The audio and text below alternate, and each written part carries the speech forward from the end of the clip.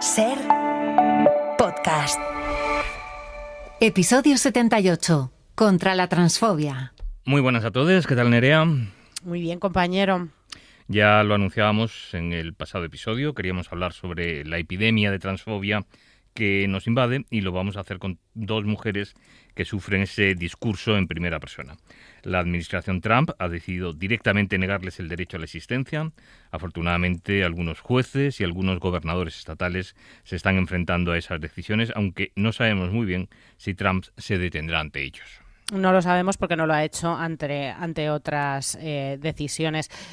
No ha sido así en Reino Unido, donde el Tribunal Supremo ha firmado la decisión de sacar a las mujeres trans de la ley de igualdad, y lo que obliga ahora es a justificar el haber nacido con vagina, el sexo biológico, para poder entrar en las leyes antidiscriminación. Estamos, la verdad, ante una ofensiva que se puede decir que ya es internacional y que utiliza a las mujeres trans como chivo expiatorio. Pues vamos a escucharlas a ellas. Lo normal. El podcast de Antonio Nuño y Nerea Pérez de las Heras.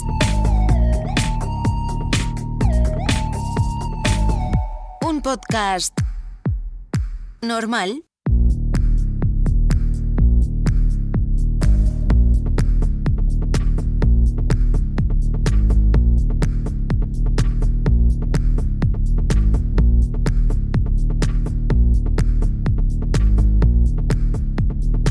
No son solo los gobiernos de derechas y las instituciones conservadoras quienes están propagando la transfobia en países donde pensábamos que se habían asentado nuestros derechos.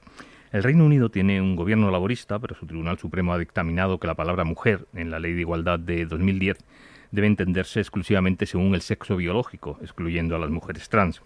Y aquí en nuestro país estamos ya acostumbrados a que políticas supuestamente progresistas arremetan una y otra vez contra los derechos de las personas trans, fundamentalmente de las mujeres. El problema es que quienes deberían poner orden en relación con una ley que ha salido, entre otros, del partido del gobierno, se dedican a mirar para otro lado. Probablemente la frase más repetida en la historia de nuestro podcast es: las mujeres trans son mujeres y, por supuesto, los hombres trans son hombres. Pero ellos no parecen importarle tanto a ese ejército de odiadores y de odiadoras. Por eso hemos decidido juntar a dos mujeres trans y dejar que sean ellas quienes se expresen sobre esta campaña de rechazo en la que estamos inmersas. Emma Colau es jurista y directora del Observatorio de Derechos Sociales de Canarias. ¿Qué tal, Emma? Muy bien. Y Niurka Gibaja, teóloga y durante muchos años responsable de Yes We Trans, el programa de la Federación Estatal LGTBI para la inserción de las personas trans. ¿Qué tal, Niurka? Pues encantada y gracias por la invitación. Niurka, Emma, ¿creéis que todos estos ataques contra las mujeres trans son una suma de fenómenos aislados o hay una campaña organizada detrás? Sinceramente yo creo que es una parte más, ¿no? Es decir, es una parte del absoluto todo.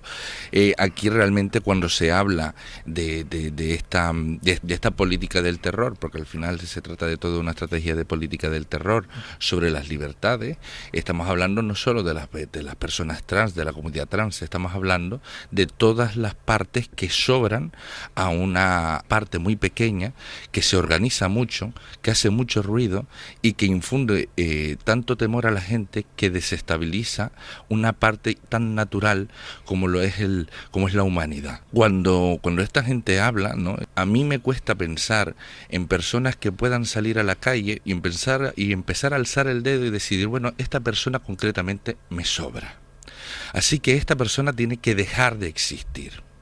Porque cuando se habla de prohibir, cuando se habla de punir, cuando se habla de ese punitivismo, de esa teoría del castigo para el aprendizaje y por tanto el aprendizaje desde el sufrimiento, cuando se habla de eso, de lo que realmente se está hablando es de prohibir la teoría de la existencia. Una ley no va a impedir que nosotras sigamos existiendo, ni nuestras identidades, ni nuestras vivencias, no va a hacer otra cosa que dejarnos en el desamparo de lo que es la identidad del derecho. Ahora bien, cuando acaba el derecho, cuando acaba la norma, cuando acaba lo escrito, hay que alzar el dedo y señalar a alguien y decir, tu vida no nos vale. ¿Quién de todas estas personas tiene ese valor, por llamarlo de alguna manera, y de señalar a alguien en la calle y decir, ahora mismo tú debes dejar de vivir? Sí, definitivamente quiero responder a tu pregunta y para mí sí hay una cuestión política detrás de todo esto, ¿no? Sí hay una campaña que creo se está orquestando aquí y que es un ataque frontal al derecho de las personas trans, ¿no? Sobre todo de las mujeres trans. Y quiero recalcar que este ataque, que esta orquestación maquiavélica que se está realizando es un ataque sobre todo a los derechos humanos. Y no podemos hablar aquí de un feminismo inclusivo, sino de un feminismo que excluye sobre todo a mujeres que hemos sido reconocidas legalmente como tal, ¿no? Entonces, para mí creo que aquí hay un querer agarrarse a este intento de querer mantener el poder de algunas privilegiadas que no quieren reconocer y no quieren hablar de esta inclusión de las mujeres en términos generales y amplios, ¿no? Y creo que para mí sí es un tema serio, ¿no? Sí es un tema preocupante porque ya no es un tema que sale de una discusión de vecinos, sino es un tema que legalmente está invalidando a muchísimas mujeres en la sociedad, ¿no? Pero ¿no está precisamente el biologicismo en contra de los principios elementales del feminismo? Está en contra de este tipo, por eso digo, precisamente me llama tanto la atención que hayan tenido que llegar a esta situación de querer definir quién es quién o encasillar o categorizar a alguien desde una cuestión meramente biológica, ¿no? Y esto creo que es un arma de doble filo y que puede tener un sesgo a lo largo, porque al final vamos a empezar a definir y a segmentar a las personas en función de de sus genitales, en función de su color, en función de cómo nacen, etcétera, etcétera. ¿Quién es válido y quién no es válido, ¿no? Entonces, reducir definitivamente la categoría del ser mujer a esta cuestión genital, porque no quiero decir biologicista, porque al final dice, no somos seres artificiales. Todos los seres, todas las mujeres, creo que somos biológicas, ¿no? Entonces, aquí hay que romper y no hay que caer en esta trampa de pensar que este concepto, que es una construcción social, se tiene que definir desde una categoría meramente corporal y física. Yo creo que el feminismo, los feminismos no son excluyentes, no son violentos, no erradican derechos, no comprometen vidas, no determinan sentencias infirmes sobre vivencia. Por tanto, cuando muchas veces se habla abiertamente sobre una especie de enfrentamiento entre el feminismo o una especie, digamos, de fragmentación, yo sinceramente no reconozco esa vivencia, no me reconozco en un feminismo ni reconozco ahora mismo esa situación actualmente. Yo lo que sí reconozco y lo que sí veo es cómo sí que se está tramando políticamente una estrategia para incorporar la erradicación de derechos y la falta absoluta de libertades en la gente como una normalidad. O sea, normalizar la violencia, ¿no? Pero ahí no está el feminismo. O sea, es decir, cuando hablamos de distintas cuotas de privilegio, ahí no está el feminismo. El feminismo no está en el privilegio, el feminismo no está en la violencia, el feminismo no está en la acumulación de poder y autoridad.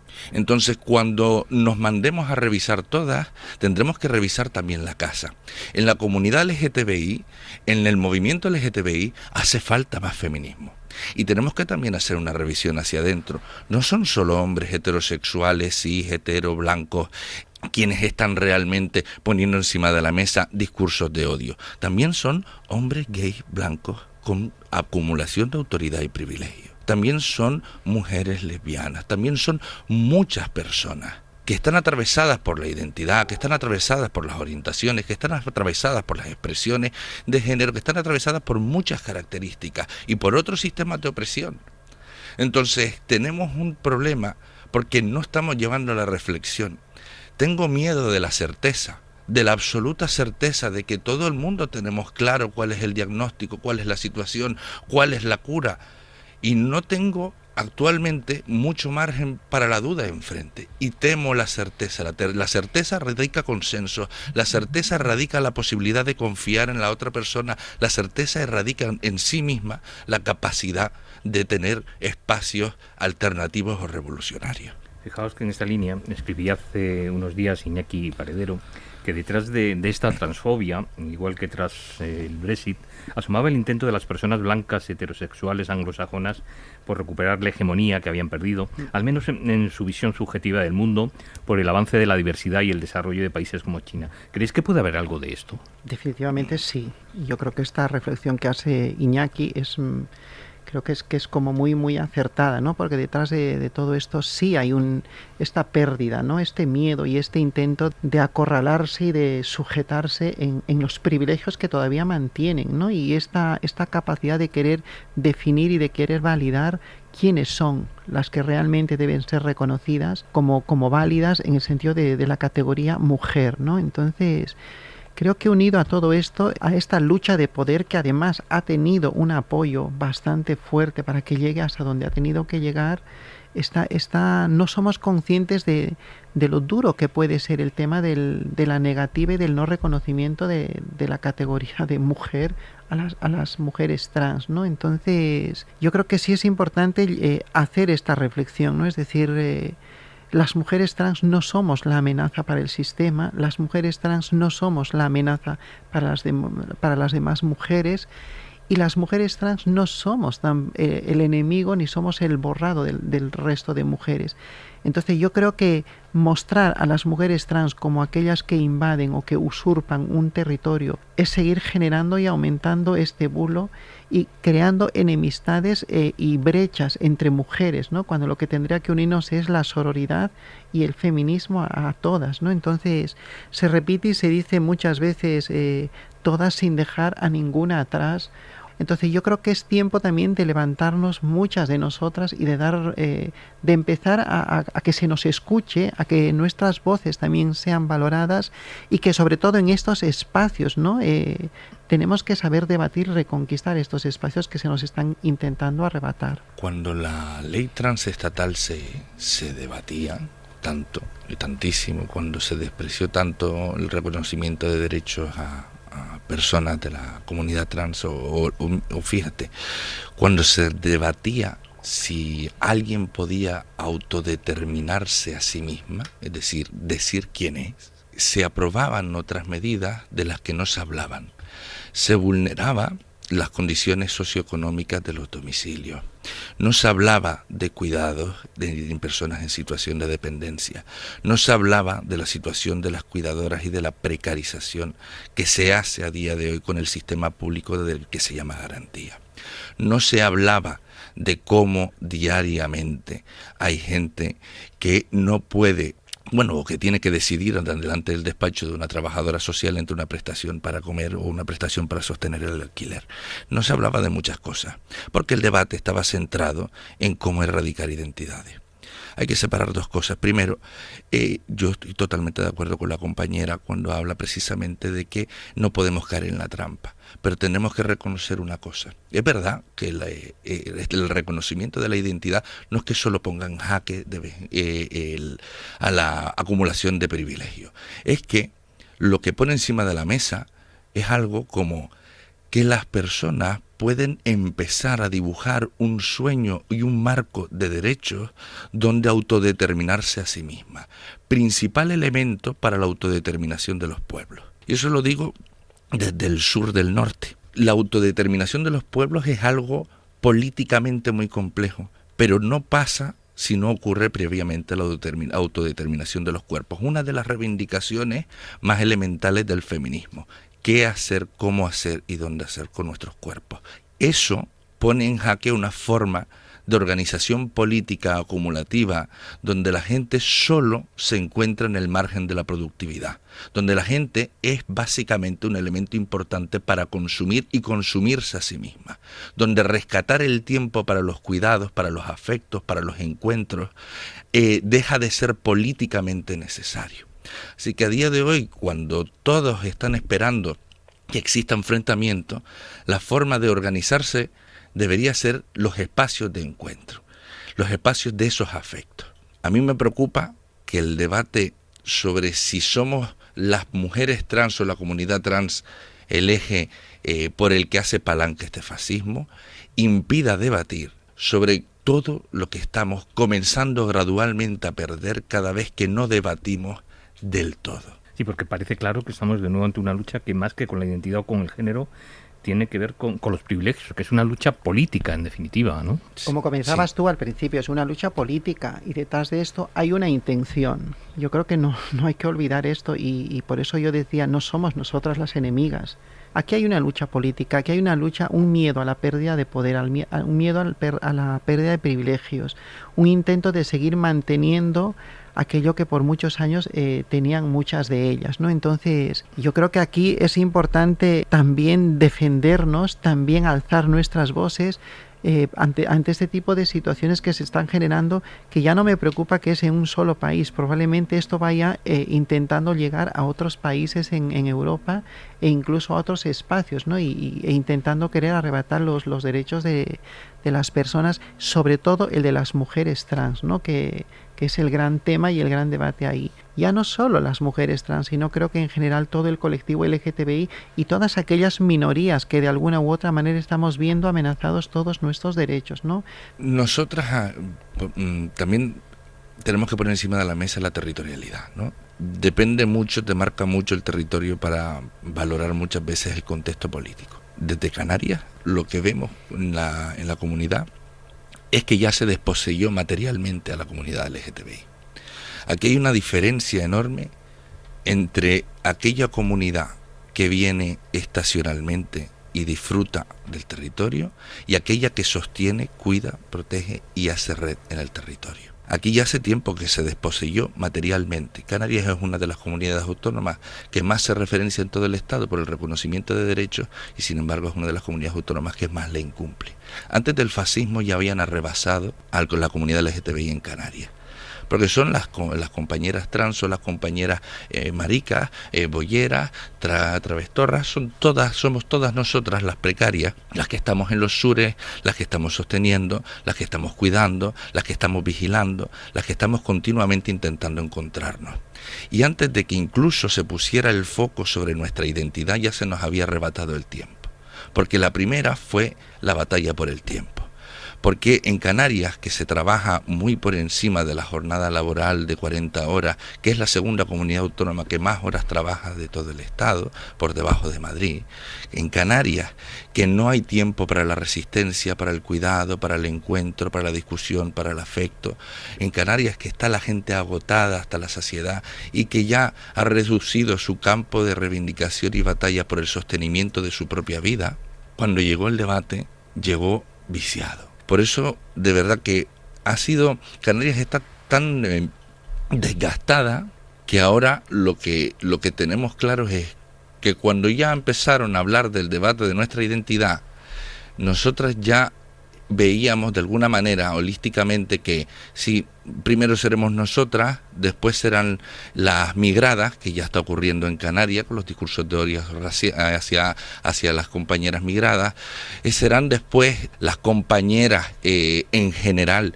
con independencia de su orientación sexual o de su raza, serán las precarias porque ya lo fueron, serán las redes de cuidado, serán las cuidadoras, serán absolutamente el todo. No estamos frente a una estrategia política parcelada por el reconocimiento de una identidad o del feminismo, del poner en peligro a las mujeres. No, se trata de desmaterializar el tiempo de vida de la gente hasta reducirlo a su mínima expresión para que pensar sea el privilegio de pocos y pocas y agotarse en el consumo y la extenuación del servicio sea el todo para todas.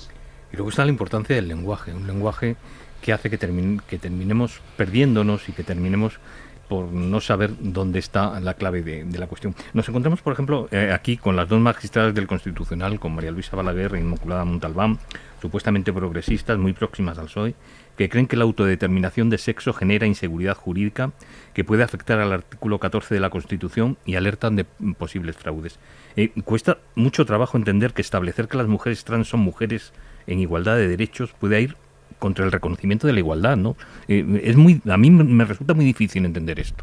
Si vamos a regular por la posibilidad y el margen del fraude de ley, pues yo estoy de acuerdo, venga, tumbemos la ley del matrimonio, tumbemos toda la normativa, todo el ordenamiento jurídico que pueda proteger el patrimonio, sobre todo el patrimonio, vamos a empezar por ahí. Después tumbemos la sucesión y la herencia. Después tumbemos la militarización, que es verdad que también nos sobra. Y ahora empecemos a tumbar muchas más cosas, ¿no? Pues empecemos a tumbar el IBEX, empecemos a tumbar un montón de regulaciones, también el mercado eléctrico europeo, vamos a tumbarlo absolutamente todo y vamos a desgajarnos constitucionalmente de lo que no nos sirve, vamos a tumbarnos en base al fraude de ley. Si vamos a tumbarlo, tumbamos todo, si es por el fraude de ley, claro. Yo creo que aquí hay una cuestión de decir, el tema se está generando y se está creando como que el tema de la autodeterminación de género, que para muchísimas personas trans es tan fundamental y tan vital el tener que ser reconocidas según la identidad que estamos manifestando, sin tener que ser avaladas por terceras personas, como en algún momento se intentó, que sean testigos, que sean los psicólogos o psiquiatras quienes avalen a través de un certificado si somos o si no somos. Volveríamos a aquello por lo que tantos años hemos luchado y hemos reivindicado, el querer ser reconocidas y validadas por la identidad que estamos manifestando. Que se tienen que proceder otros mecanismos para perseguir situaciones de fraude de ley, por supuesto que se tienen que hacer, pero no a costa de vidas de personas trans, que tenemos que evitar sacrificar la identidad de las personas trans por ciertas situaciones que se están manifestando. Y en esto quiero ser clara y contundente porque creo que las personas trans hacemos un proceso que no es fácil, que puede encajar en una sociedad en la que no está preparada para muchísimas de nosotras, en una sociedad que es binario, cisnormativa, donde muchísimos aspectos, tanto externos de nuestra expresión de género, de nuestra orientación, de nuestra identidad, no encajan. Y esto nos lleva a ser presas fáciles de situaciones de discriminación, de transfeminicidios, de transodios y de tantas situaciones discriminatorias. ¿Se tendrán que buscar procedimientos y mecanismos para perseguir situaciones de fraude de ley? Por supuesto que sí, porque creo que esto también nos afecta a nosotras, a las personas trans. El que hayan personas que en nombre de nosotras estén diciendo lo que son o lo que no son, por supuesto que tiene que tener el peso de la ley.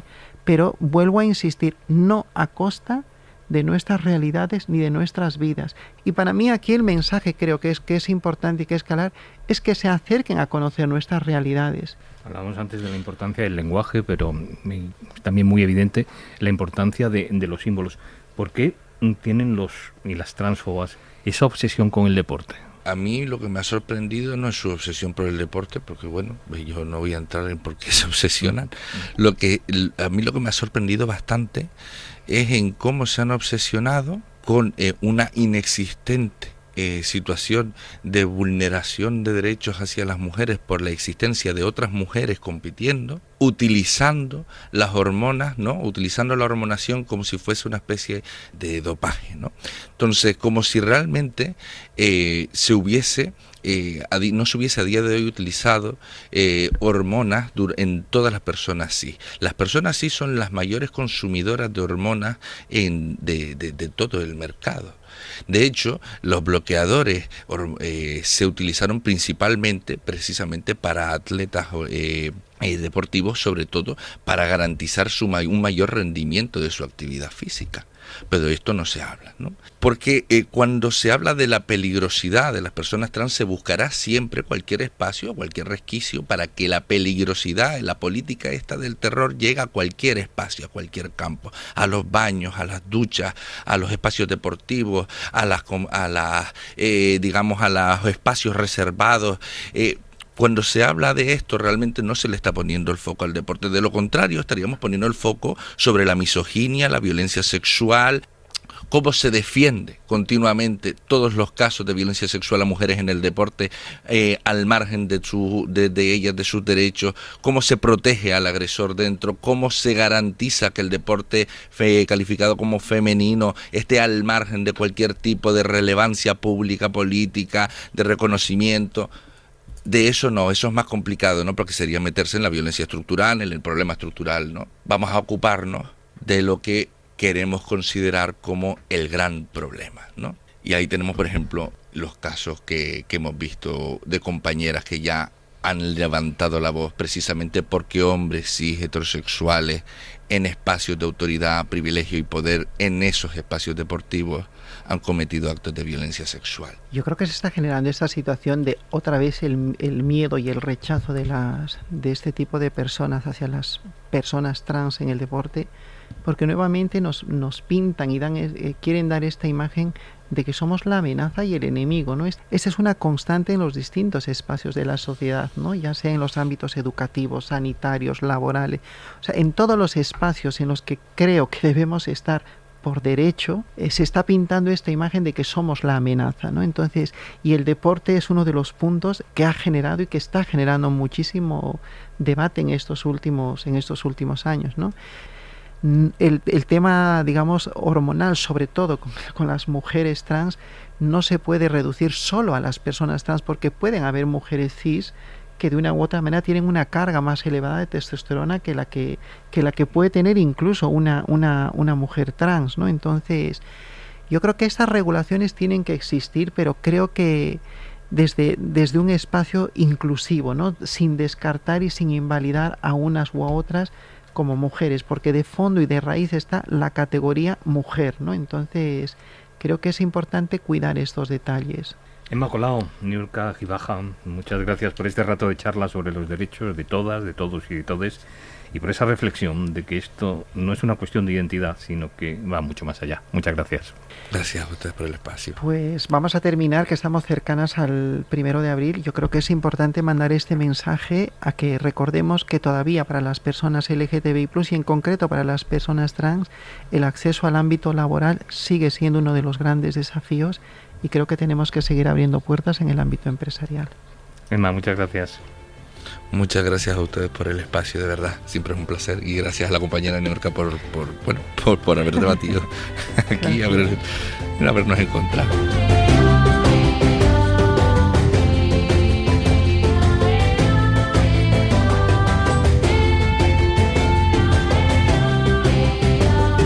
Porque normal es solo el programa de tu lavadora.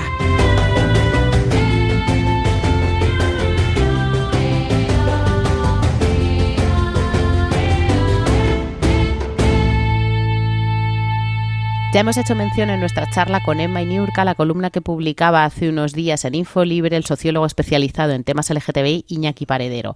Le hemos pedido a Iñaki que cierre nuestro programa de hoy. Este año se cumplen 20 años del matrimonio igualitario, una lucha por la igualdad, por los mismos derechos con los mismos nombres. La derecha, por supuesto, se opuso, buscando definir matrimonio de forma excluyente, solo para parejas heterosexuales.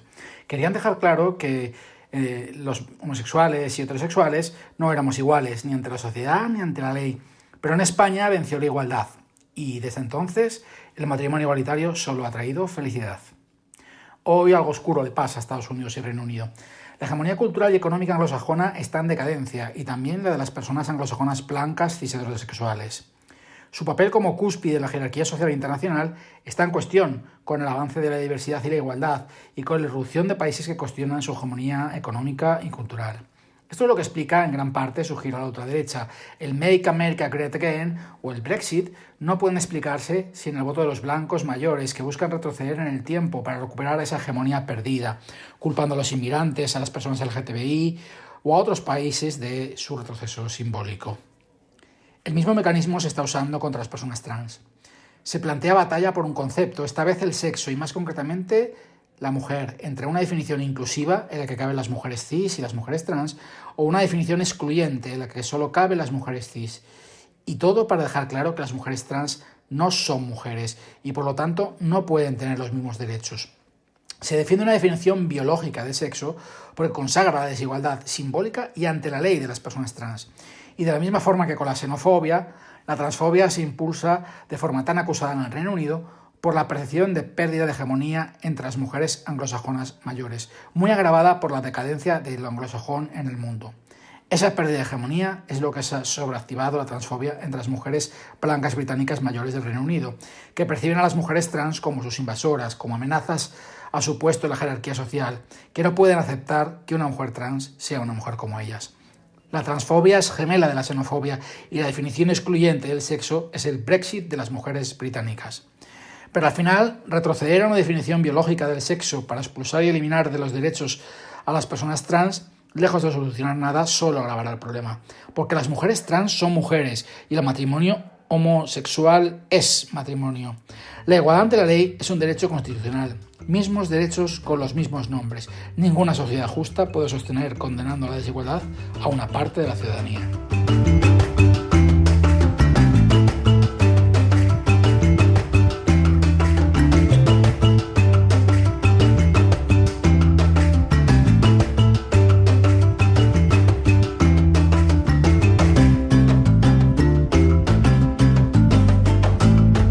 El tratar de estrechar la categoría de mujer no solo es discriminatorio y niega la existencia de estas personas, sino que es poco realista y emprende un camino que a la larga afectará a las mujeres que no cumplan con los estereotipos de género.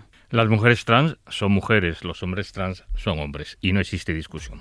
Nos despedimos hasta el próximo episodio en compañía de Rocío Corrales, Luis Miguel Ortiz, Alicia Gaitón y Paula Losada.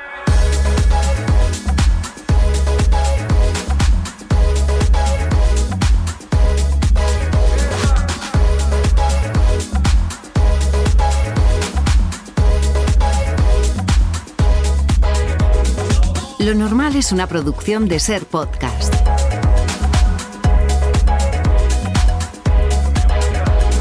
Dirección y presentación, Nerea Pérez de las Heras y Antonio Nuño. Guión y producción, Tony Quart. Realización, José María Sendra.